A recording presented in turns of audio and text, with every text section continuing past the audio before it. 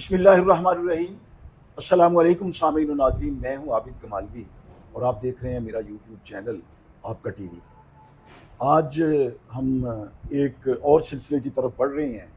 वो 9th class के जो बच्चों के लिए हमने नज़्मों और गज़लों की तशरीह और तर्जुमे का सिलसिला शुरू किया था, वो तो इख्तिताम पजीर हो गया। लेकिन शायरी एक बहुत बड़ा एक शोबा है, बहुत सी चीज़ें हैं इसमें, और इसमें औज़ान है, इसमें काफ़िया है, रदीफ़ है और बेशुमार मतलब है कि इसकी जुज़ियात हैं शायरी की, जिनको मद्देनज़र रखना बहुत ज़रूरी है। वैसे तुकबंदी तो हर कोई कर लेता है, लेकिन असल शेर वही होता है जिसमें तमाम तर शेरी रमूस और तमाम तर जो गज़ल है तो गज़ल के, नज़्म है तो नज़्म के तमाम जो रमूज़ हैं ना, तमाम जो जुज़ियात हैं, तमाम जो उसकी मतलब है कि उसके लिए रिक्वायरमेंट्स हैं, वो मौजूद होनी चाहिए। तो आज क्या है जी सर, आज जो निसाब में शामिल है ना सर, वो है चंद शेरी इस्तिलाहात। जी शेरी इस्तिलाहात हैं, कुछ हैं, ये चंद हैं। हाँ, जी, जिसको जियों के लिए आम तुलबा को पता होना चाहिए। जब वो कोई शेर सुने, कोई गजल सुने, उन्हें पता चले, वो अपना निसाब की चीज पढ़े तो उन्हें पता चले कि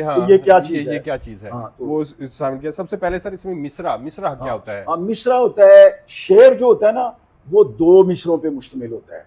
जब हम शेर का एक हिस्सा पढ़ें, उसका पहला या दूसरा मिसरा पढ़ें, तो वो एक मिसरा होता है। जैसे नहीं तेरा नशेमन कसरे सुल्तानी के गुंबद पर, ये मिसरा है जी, ठीक।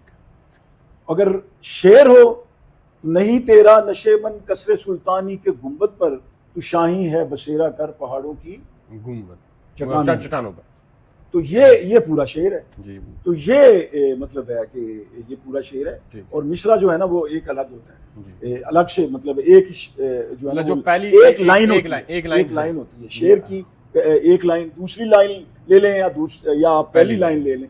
कई मिसरे जो है ना, वो ज़रबुल मिस्र भी बनते हैं कि यारान तेज गाम ने मंजिल को जा लिया, ये ज़रबुल मिस्र बन गया, आमतौर पर इस्तेमाल होता है। जी सर, अब दूसरा था शेर, दोस्त में आपने तशरीह खुद ही पहले ही कर दिया कि मिसरा और तशरीह, जो मिसरा और शेर की दोनों होगी। सर अगला जो है ना, उसमें है काफिया। काफिया क्या होता है? हाँ, काफिया होता है जैसे अपने आप ये पढ़ लें, ये कह लें कि तेरी जिस शख्स पे नजर होगी, चांदनी तो उसी के घर होगी। अब जो नजर, घर, पर, सर, दर, ये जो है ना, ये काफिया है। हर शेर के आखिर में जो एक गजल या नज़म में जो आखिरी जो मतलब दूसरा शेर होता है, वो उस काफिया पे खत्म होता है। इसमें जो है, हाँ, फिर क्या है, हम आवाज अल्फाज जो क्या है, हाँ जी, क्या है, इसमें जिसमें रहा है, हाँ जी, गया है, ये काफिया है। काफिया, हाँ, हुआ है जी, ये काफिया है। सर उसके बाद है रदीफ। रदीफ क्या होता है? अच्छा, रदीफ, अब मेरा ख्याल है हम रदीफ की तारीफ भी इसमें कर चुके हैं, काफिया नहीं। देखो ना, हुआ क्या है, हुआ क्या है, क्या है जो है ना, इसको क्या बोलेंगे, और हुआ गया, इसको क्या बोलेंगे?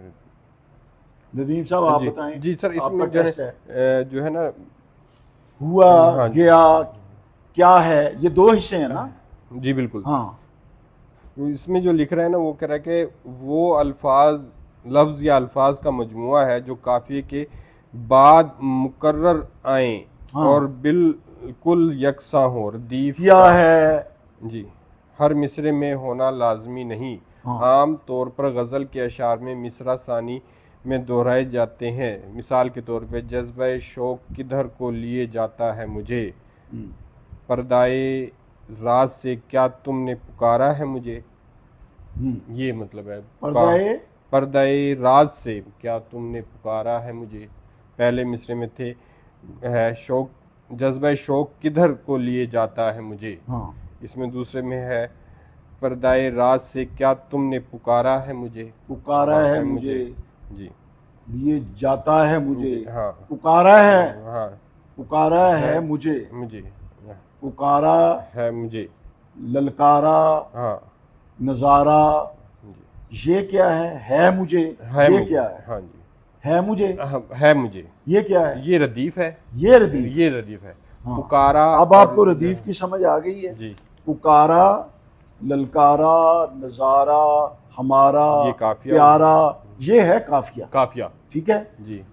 है मुझे हाँ, ये रदीफ, रदीफ हो गया यानी इसने आना है उसी तरह। जी और ये जो काफिया है ये बदलता रहेगा। जी ये पुकारा आया, रिपीट भी हो सकता है, पुकारा 2 बार भी आ सकता है गजल में। जी। और हमारा है जी, गुजारा है, गुजारा इस तरह, गुजारा है मुझे, उससे गुजारा है मुझे, है जी। तो ये है इस तरह रदीफ और काफिया। मेरा ख्याल है ये वाजे हो चुका होगा बच्चों पे। जी। फिर इसके बाद है सर मतला।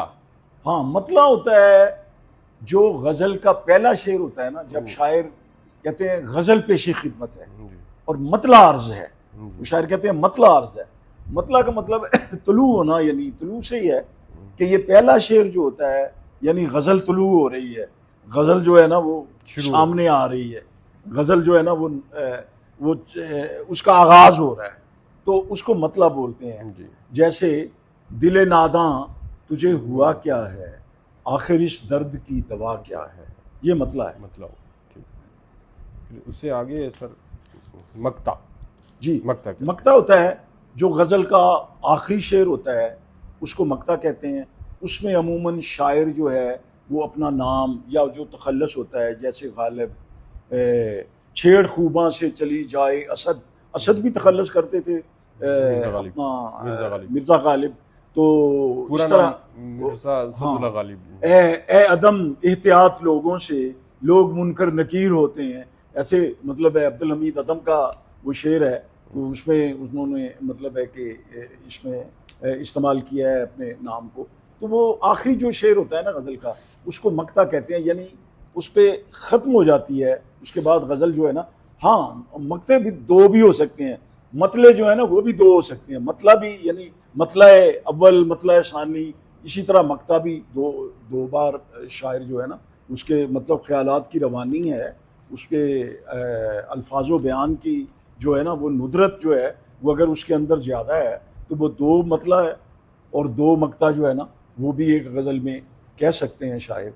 तो ये तो था आज का हमारा छोटा सा सबक, जिसमें हमने शायरी की जो चंद इस्तिलाहात हैं, इसके अलावा भी बहुत ज़्यादा हैं यानी, और बड़ी एक पूरा एक कह लें कि ये भी एक दरिया है, जिस तरह शायरी एक दरिया है, समुंदर है, इसी तरह इस्तिलाहात का भी एक वसी जो है ना वो सिलसिला है जो इसमें इस्तेमाल होती हैं। लेकिन अल्लाह ताला ने शायरों को ये जिनको वदियत किया होता है, ये तख्लीक का जो मलका है जो अल्लाह ने जब अता किया होता है जिन शायरों को, तो वो जो भी शेर लिखते हैं वो किसी न किसी वज़न पे, किसी न किसी जो है ना वो उसमें सारी जो औसाफ होते हैं शायरी के वो मौजूद होते हैं उनके मतलब शेर में।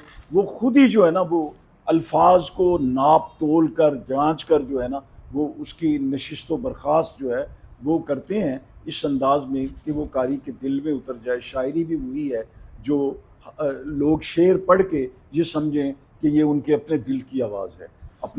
अपने इर्द गिर्द का और प्यारे वतन पाकिस्तान का बहुत ख्याल कीजिए। पाकिस्तान को अपनी दुआओं में हमेशा याद रखें। बहुत शुक्रिया।